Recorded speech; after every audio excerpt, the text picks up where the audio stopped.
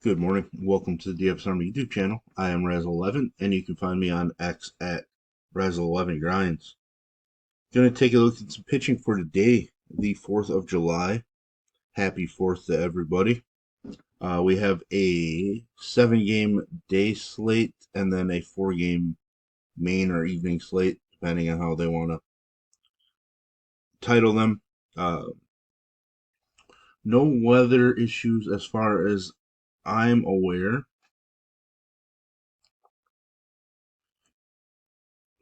Taking a look here quick at our weather station, see if it's been updated yet. It hasn't been updated this morning, but uh, this is just a first look at the pitching options. So let's just dive in. I will be looking at DraftKings since that is where majority of my action is. If you play on FanDuel, I would cut it down into about a half or a third. Uh, Spend most of your time allocated towards your stacks. At the top, we get Christopher Sanchez. Um, Game total is 7.5 in this one, so I assume there's no wind blowing out. I'll have to look into that more. 0 runs allowed over his last 2 starts. Just one game allowing over 2 earned runs in his last 8 or so. Pretty good trends. Obviously, his road numbers are not very strong. Um, but the Cubs offense is struggling quite a bit right now. Uh, they've really fallen off. I think they have like the 3rd worst record in the National League, if I remember correctly. His K prop is just 5.5. Juice is on the under, but still, I think Sanchez is very interesting, and he's just at 9K. Max Scherzer has looked pretty good in his 2 starts back.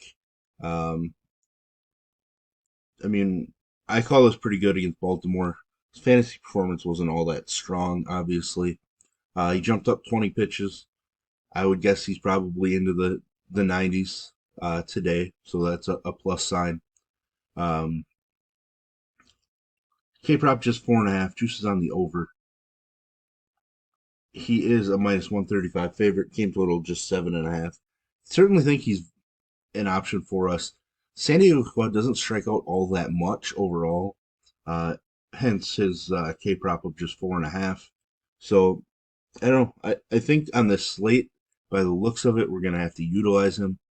But I think if the slate had some better pitching options, maybe was a 10-11 gamer, Scherzer feels like somebody you could still fade and be okay. But again, with the options that we have, I think we have to include Scherzer.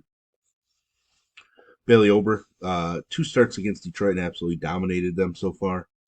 His numbers have been better when pitching at home, where he's at today. Uh, Strikeouts have been there the last 3, 27 strikeouts in 21 and a third innings. Home run balls can be an issue, but still, 3 straight really strong starts. He is a minus 185 favorite. K prop of, I don't, I feel like this is wrong, but the DraftKings number I'm looking at shows a K prop of 3.5 with juice on the over. That seems really low to me. I mean, he did have 9 in his 2 starts against Detroit, just 3 in one of them, but still, that 3.5 number seems really low. It's a juicy number if you're into ladder and K props, to be honest. Nick Pivetta, somebody that I love playing, has been better on the road. He's given up more home runs on the road, which is kind of shocking. But that is his one issue is the home run ball.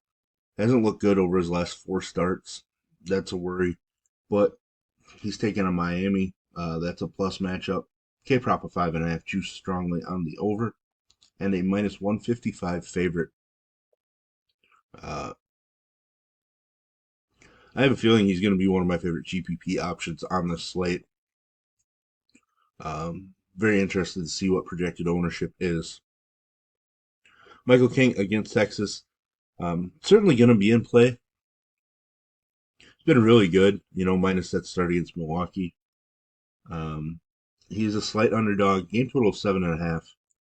His K prop is 5.5. I think he's definitely in play. I actually probably like him a little better than Scherzer from a GPP upside standpoint, even though Scherzer is favored in that game. Ben Lively, somebody I'm gonna use, even though I feel somewhat reluctant. Um, he had been pitching really well, but if you look at his fantasy points, it's not like he was blowing up. Um, so at this point, do I think that he has, you know, 30 in him? I'm not really sure, but he's been phenomenal pitching in Cleveland.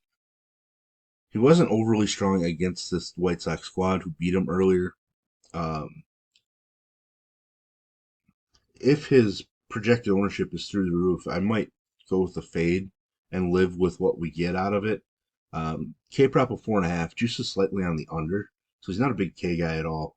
But he is a minus 265 home favorite, so uh, pretty strong favorite, but I feel like the upside's kind of limited. His upside's probably greater than Scherzer right now, to be honest, in the matchup, but still. Bassett, I don't think we're going to be using him against Houston. They knocked him around pretty well earlier this year.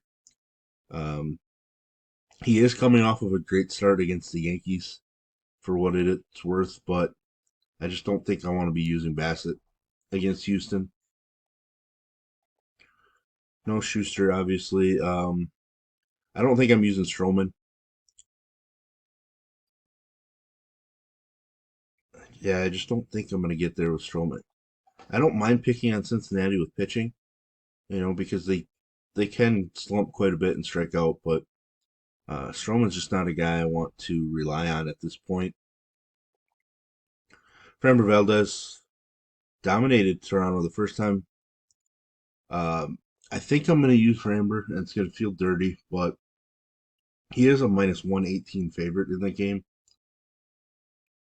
His K prop is just 3.5, which juice on the over, but um, I think him being left-handed is going to help in this matchup.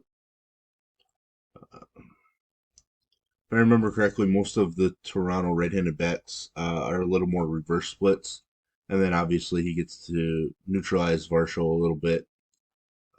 So I'm leaning towards using Framber. I'll have to dig in a little bit more just to double check and make sure. But as of right now, I am interested in Framber. Kenta Maeda against his former team looked good the first time he faced them, um, but that is one of his better performances of the year. Hasn't been overly great the last few. He's always capable of doing it, but I just don't think we need to go there. Uh, I I think I'm gonna prefer the Minnesota Bats in that one, so most likely gonna pass on him.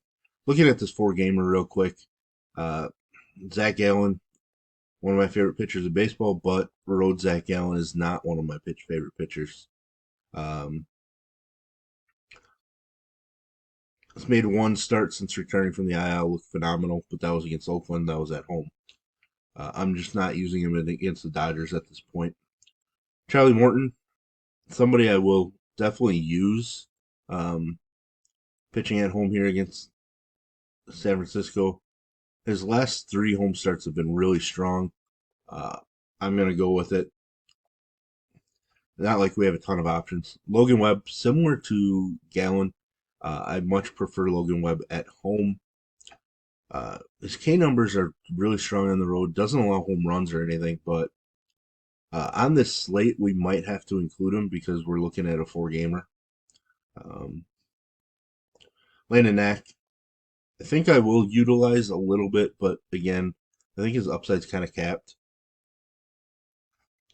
It really looks like they're going to keep him in the mid 70s for pitches, maybe 80. Um, but again, like I said, this slate kind of forces us to allow something like that to be in our pool. Eflin and Marsh probably going to make the pool as well. Eflin coming off of a strong start. Hasn't had the same success this year as he did last year. He's been kind of bad on the road, which is a worry. But looking at that matchup, F1's got a K prop of 3.5. Marsha's just 4.5. Juice is on the over in both of those.